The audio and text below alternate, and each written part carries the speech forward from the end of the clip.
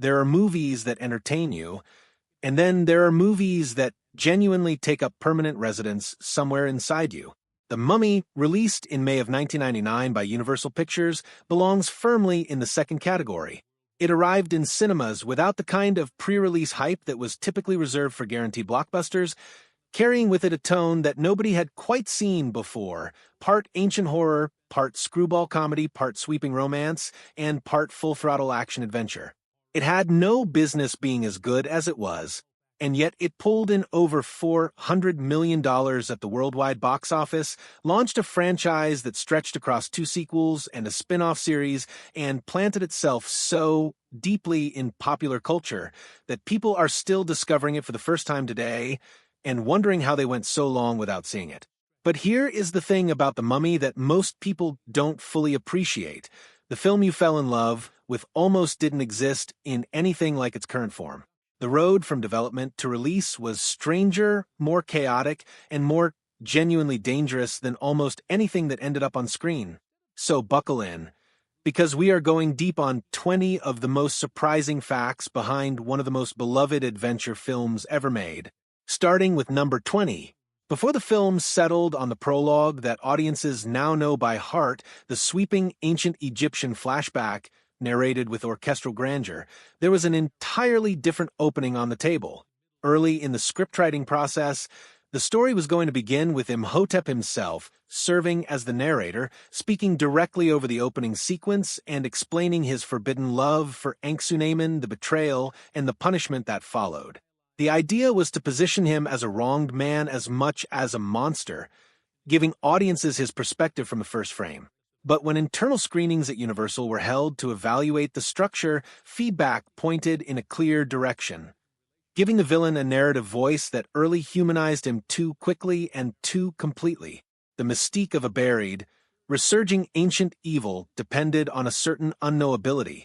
Once Imhotep was explaining himself, that quality evaporated. Director Stephen Sommers made the call to scrap the narrator opening entirely, and the prologue was rebuilt into the dramatic, visually driven sequence that now opens the film. Number 19. When it came time to actually put cameras in front of ancient Egypt, the production made a bold and logistically complicated decision. They were going to film the desert exteriors in a real desert. Specifically, the crew traveled to Ouarzazate, a high-altitude region in Morocco sitting at the edge of the Sahara that had previously hosted productions including Lawrence of Arabia and Gladiator, and would later serve as a backdrop for Game of Thrones. Industry veterans sometimes call it the Hollywood of the desert, and after shooting The Mummy there, you can understand why. The production leaned into the existing landscape, natural rock formations, fortified ancient-looking structures, the shifting quality of light across open sand, while interior sets, including the Cairo Museum and Evelyn's Library, were built from scratch thousands of kilometers away at Shepperton Studios in Surrey, England. The contrast between those two environments created an authenticity that would have been nearly impossible to replicate on a backlit. Number 18. The role of Evelyn Carnahan took a long time to fill. The studio was looking for someone who could balance genuine intellectual credibility with physical presence and a certain endearing awkwardness, and for a stretch during pre-production, the search kept coming up short. Names that circulated at various points included Jennifer Lopez, who was riding the wave of her breakthrough in Selena, and Ashley Judd, who had drawn strong attention with Kiss the Girls. Both were commercially attractive options, but neither quite matched what the character needed. Rachel Weisz entered the conversation with relatively limited mainstream recognition at the time, having built her reputation through British productions and smaller film roles. Her audition changed the conversation quickly.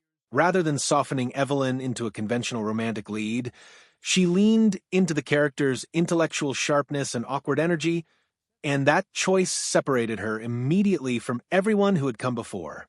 Sommers pushed for her, convinced that she could carry the character's evolution across the film's wildly varying tonal registers. He was right. Number 17. Shooting in the Moroccan desert was not simply an adventure. It was, by most accounts from cast and crew who have spoken about it over the years, a genuine physical ordeal. Daytime temperatures regularly climbed past 120 degrees Fahrenheit, turning metal equipment into burn hazards and making every exterior shoot a race against time and biology. Sandstorms appeared with almost no warning, and when they hit completely, reducing visibility to near zero, forcing immediate production shutdowns, and occasionally erasing set dressing and continuity markers that had taken hours to construct. Cameras, lenses, and lighting rigs were not immune. Sand dense enough to infiltrate sealed equipment cases brought entire shooting days to a halt. Then there was the simple physical challenge of getting to the locations in the first place, with crew, vehicles navigating unstable terrain to reach sites, only to find that the usable light window had already shifted by the time everything was set up. Number 16. Brendan Fraser once described the Hamunaptra set in terms that have stuck with everyone who heard them. He noted that the entire city was built around the concept of impermanence, explaining that it was a brilliant set made specifically so that it could fall apart.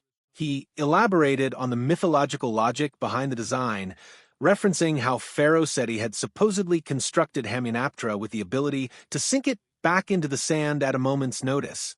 What Fraser was describing was an extraordinary piece of production engineering.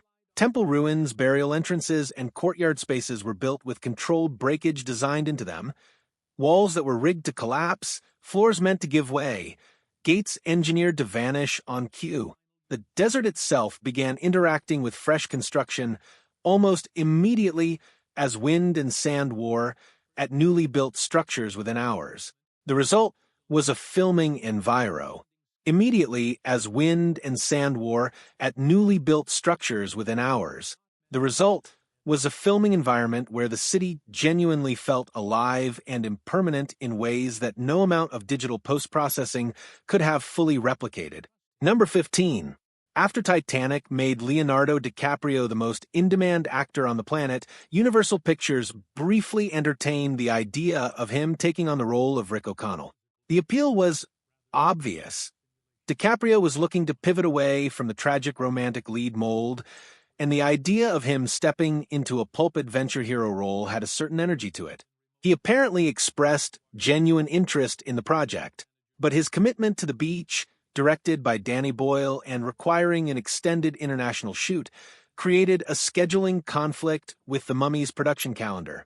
By the time delays shifted the beach's timeline, the window had closed, and the role had moved on to Brendan Fraser.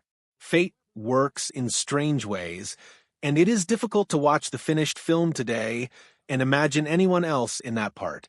Number 14. The remote location of the Moroccan shoot created logistical nightmares that went well beyond sandstorms and sunstroke. Catering for a large film crew in the desert required moving food across long distances in limited refrigeration conditions, and at a certain point during production, those conditions failed in the worst possible way. A significant number of crew members simultaneously came down with severe foodborne illness. Camera operators, lighting technicians, and essential support staff were knocked out at the same time, making it impossible to safely continue the complex coordinated work that major action productions require. Shooting days were lost entirely.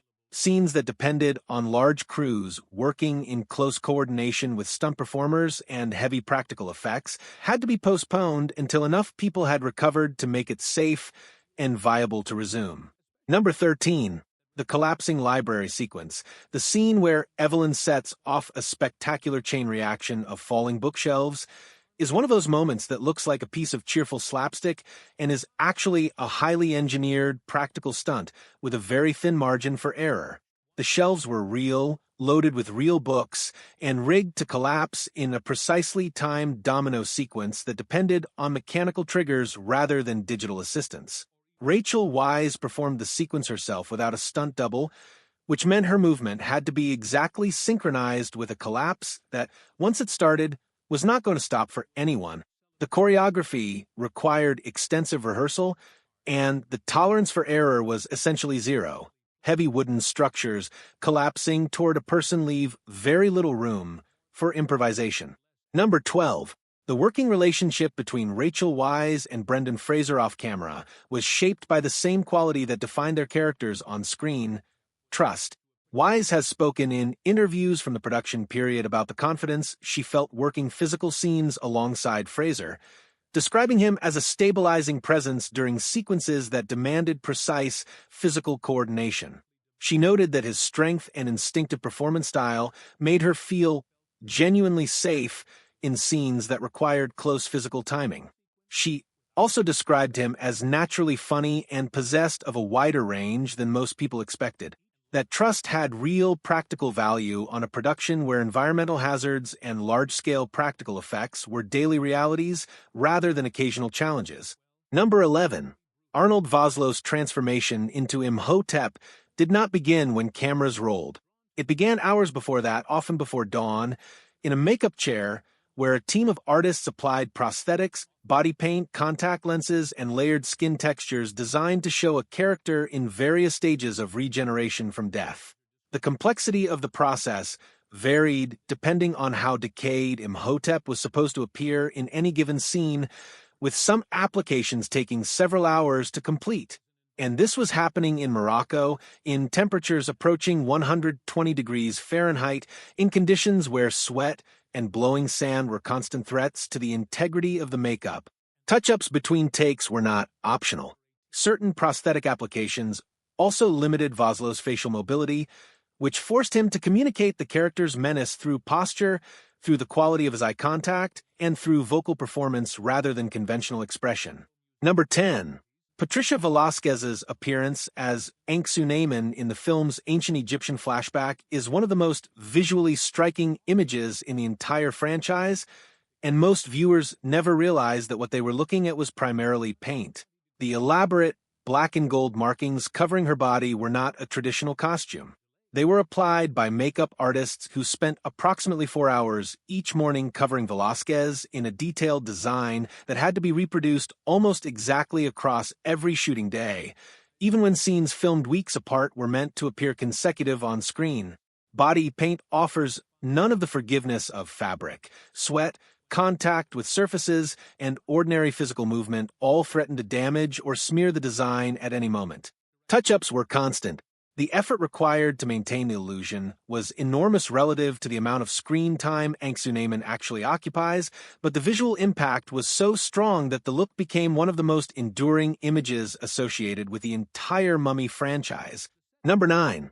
Jerry Goldsmith was one of the most decorated composers in Hollywood history by the time he signed on to score The Mummy, having spent more than 4 decades working in film and earned an Academy Award for The Omen alongside nearly 20 additional Oscar nominations.